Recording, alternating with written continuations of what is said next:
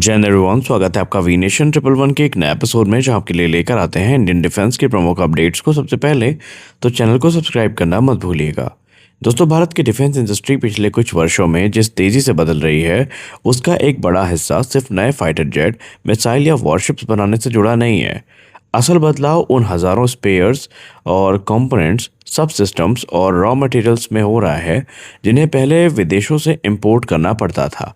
इसी दिशा में defence production department ने 18 अगस्त 2026 को छठी पॉजिटिव इंडिजनाइजेशन लिस्ट जारी करी है और इस बार सूची में 405 महत्वपूर्ण आइटम शामिल किए गए हैं।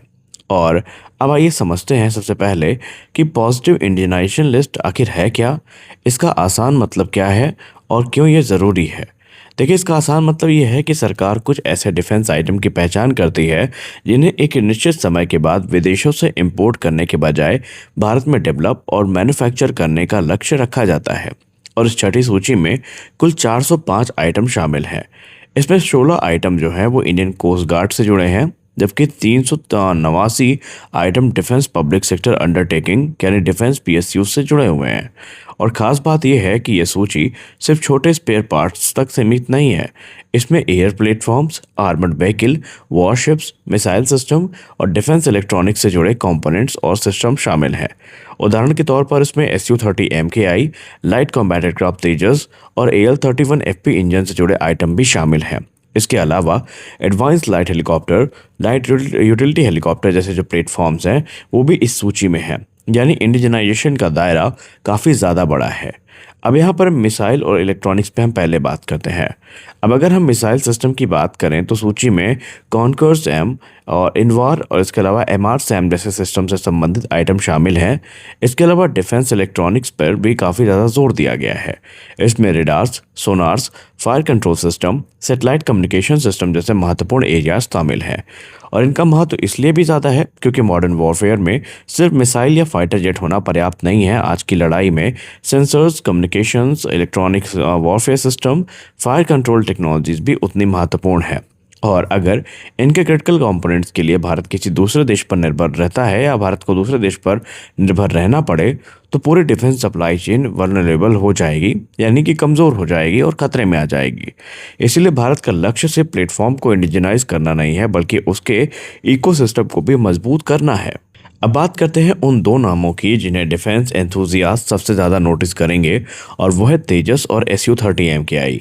भारत में तेजस का प्रोडक्शन बढ़ाया जा रहा है और आने वाले वर्षों में भारतीय वायुसेना के लिए बड़ी संख्या में इंडिजिनस फाइटर एयरक्राफ्ट तैयार करने की योजना भी है। ऐसे में एयरक्राफ्ट के अंदर इस्तेमाल होने वाले कंपोनेंट्स, LRUs, सब सिस्टम्स और इक्विपमेंट्स का डोमेस्टिक प्रोडक्शन बहुत महत्वपूर्ण हो जाता है। वहीं दूसरी तरफ SU-30 MKI भारत के सबसे महत्वपूर्ण फाइटर फ्लीट्स में से एक है। इसका बड़ा हिस्सा भारतीय इंडस्ट्री और HAL के इकोसिस्टम से जुड़ा हुआ है। अगर इसके लिए ज़रूरी कंपोनेंट्स और सिस्टम्स को देश में डेवलप किया जाता है तो इससे मेंटेनेंस और सस्टेन इकोसिस्टम को भी फ़ायदा हो सकता है। और इसके अलावा अगर हम बात करें तो फ़ायदा सिर्फ नए एयरक्राफ्ट बनाने तक सीमित नहीं रहेगा, बल्कि फ़ायदा अन्य रूपों में हमें देखने को मिलने वाला है। इस पूरी सूची में AL-31 जो FP इंजन है जो SU-30 MKI में यूज़ होता है, इसका नाम भी काफ़ी महत्वपूर्ण है और कई बार इसका उल्लेख हुआ है। SU-30 MKI में इस्तेमाल होने वाला ये इंजन भारतीय फाइटर फ्लीट की ऑपरेशनल कैपेबिलिटी का एक बहुत अहम हिस्सा है। इंजन जैसी कॉम्प्लेक्स टेक्नोलॉजी के मामले में सेल्फ रिलायंस हासिल करना आसान नहीं होता है। इसमें high temperature materials, precision manufacturing, sensors, control systems और कई जो क्रिटिकल कंपोनेंट्स हैं उनकी ज़रूरत होती है।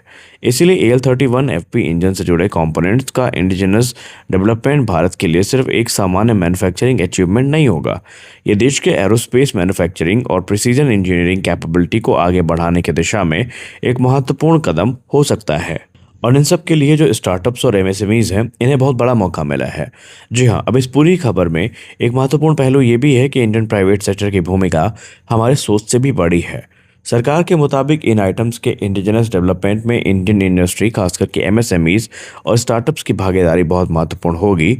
यानी फ्यूचर में सिर्फ बड़ी डिफेंस कंपनीज ही नहीं बल्कि छोटी और मीडियम साइज्ड इंजीनियरिंग कंपनीज के लिए भी नई अपॉर्चुनिटीज़ पैदा हो सकती हैं। मान लीजिए कि किसी फाइटर एयरक्राफ्ट या मिसाइल सिस्टम में इस्तेमाल होने वाला कोई स्पेशलाइज्ड कंपोनेंट अभी इंपोर्ट किया जाता है, और अगर कोई इंडियन एमएसएमईज उस या एमएसएमई उस कंपोनेंट को सक्सेसफुली डेवलप कर लेती है और क्वालिफिकेशन पूरा कर लेती है, तो फ्यूचर में वही कंपोनेंट जो है वो डोमेस्टिक प्रोक्योरमेंट के जरिए खरीदा जा सकता है। और इससे एक तरफ भारतीय कंपनियों को बिजनेस मिलेगा, तो वहीं दूसरी तरफ देश की सप्लाई चेन भी काफ़ी ज़्यादा मजबूत होगी। अब सवाल ये आता है कि सरकार ये पूरा काम प्रैक्टिकली कैसे कर रही है। तो इसके लिए एक महत्वपूर्ण प्लेटफॉर्म है जिसको हम सृजन डिफेंस पोर्टल कहते हैं। इसे डिफेंस प्रोडक्शन डिपार्टमेंट ने अगस्त 2020 में लॉन्च किया था। इस पोर्टल का उद्देश्य है डिफेंस आइटम्स को इंडियन इंडस्ट्री के सामने रखना, ताकि प्राइवेट कंपनीज, एमएसएमईज और स्टार्टअप उनके इंडिजिनस डेवलपमेंट और प्रोडक्शन में भाग ले सकें। इसका स्केल काफ़ी बड़ा है। आंकड़ों के मुताबिक जून 2026 तक 33,000 से ज़्यादा जो डिफेंस आइटम्स हैं उनको इंडिजनाइजेशन के लिए ऑफर किया जा चुका है। पहली 5 जो पॉजिटिव इंडिजनाइजेशन लिस्ट हैं उनके तहत 5,012 आइटम्स नोटिफाई किए गए थे, और अब छठी सूची में 405 और स्ट्रेटेजिकली इंपॉर्टेंट जो आइटम्स हैं वो जोड़े गए हैं। तो अब आते हैं एक महत्वपूर्ण आंकड़े पर। सरकार के अनुसार पिछले 5 वर्षों में 15,700 से ज़्यादा डिफेंस फॉर्म सक्सेसफुली इंडिजनाइज किए जा चुके हैं, या डिफेंस आइटम इंडिजनाइज किए जा चुके हैं।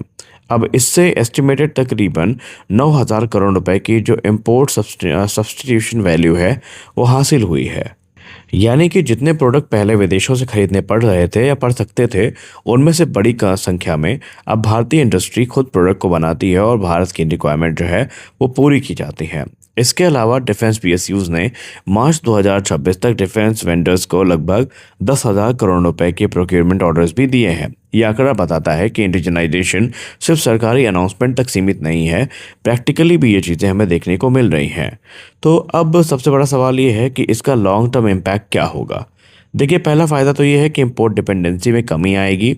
दूसरा फ़ायदा ये है कि भारत की डिफेंस सप्लाई चेन ज़्यादा मजबूत होगी, और तीसरा फ़ायदा ये है कि इंडियन कंपनीज़ के लिए जो नए बिजनेस अपॉर्चुनिटीज़ हैं वो सामने आएंगे, और चौथा फ़ायदा ये है कि एमएसएमईज और स्टार्टअप्स को हाई टेक्नोलॉजी डिफेंस सेक्टर में प्रवेश करने का मौका मिलेगा। और पांचवा फ़ायदा ये है कि देश में रिसर्च, डेवलपमेंट और एडवांस्ड मैन्युफैक्चरिंग को बढ़ावा मिलेगा। लेकिन ये सब बात समझना भी ज़रूरी है कि इंडिजनाइजेशन का मतलब सिर्फ किसी फॉरेन कंपोनेंट को कॉपी करके भारत में बनाना नहीं है। कई कंपोनेंट्स के लिए टेस्टिंग, सर्टिफिकेशन, क्वालिटी एश्योरेंस और लॉन्ग टर्म रिलायबिलिटी साबित करनी पड़ती है। विशेषकर फाइटर एयरक्राफ्ट इंजन हो गए, मिसाइल्स हो गई, रेडार हो गए, इलेक्ट्रॉनिक सिस्टम जैसे जो क्रिटिकल डिफेंस इक्विपमेंट है, इसमें स्टैंडर्ड्स काफ़ी ज़्यादा ऊंचे होते हैं। इनमें किसी प्रकार की भी जो लापरवाही है वो बड़े हादसे को निमंत्रण दे सकती है। इसीलिए जो पॉजिटिव इंडिजनाइजेशन लिस्ट है ये एक डायरेक्शन और अपॉर्चुनिटी देती है, लेकिन उस अपॉर्चुनिटी को सफल इंडिजिनस प्रोडक्ट में बदलना इंडियन इंडस्ट्री के लिए असल चैलेंज बना हुआ है, और ये कैसे अभी टैकल होता है ये देखना थोड़ा ज़्यादा इंटरेस्टिंग होने वाला है। तो इस वीडियो में बस इतना ही।